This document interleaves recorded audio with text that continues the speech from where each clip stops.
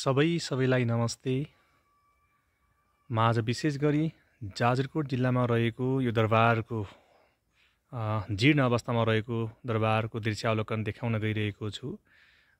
झन्डै 1.5 घण्टाको यात्रापछि म रुकुम पश्चिमबाट यो जाजरकोटको यो दरबार परिसरभित्र आइपुगेको छु। मलाई यो दरबार हेर्न खुबै मन लागेको थियो। सायद त्योभन्दा अगाडिको दिनहरूमा त दरबार राम्रो थियो। 2 पटकको भूकम्पको कारणले गर्दा यो अहिले जीर्ण अवस्थामा रहेको हामी देख्न सक्छौँ। किनकि यहाँ छेदविच्छेद बनाएको छ भूकम्पले। विशेष गरी जाजरकोटमा केन्द्रबिन्दु बनाएको भूकम्पले झन् विशेष असर गरेको हामी पाउन सक्छौँ।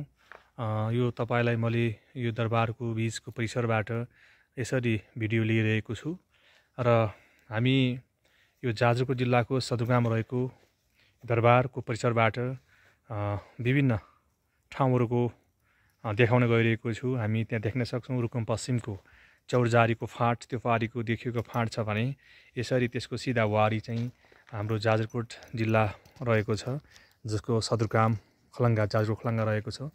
हामी खलङ्गा आइपुगेका छौँ। यो खलङ्गाको यो दरबारको परिसरबाट म तपाईँलाई भिडियो बनाइरहेको छु र योभन्दा अगाडि यहाँ जिल्ला प्रशासन कार्यालय रहेको रहेछ भने अहिले हामी जिल्ला प्रशासन कार्यालय त्यही नजिक रहेको भवनमा रहेको छ भने यो विशेष गरी भूकम्पको जीर्ण अवस्थाको कारणले गर्दा यहाँबाट सरेको हामी पाउन सक्छौँ।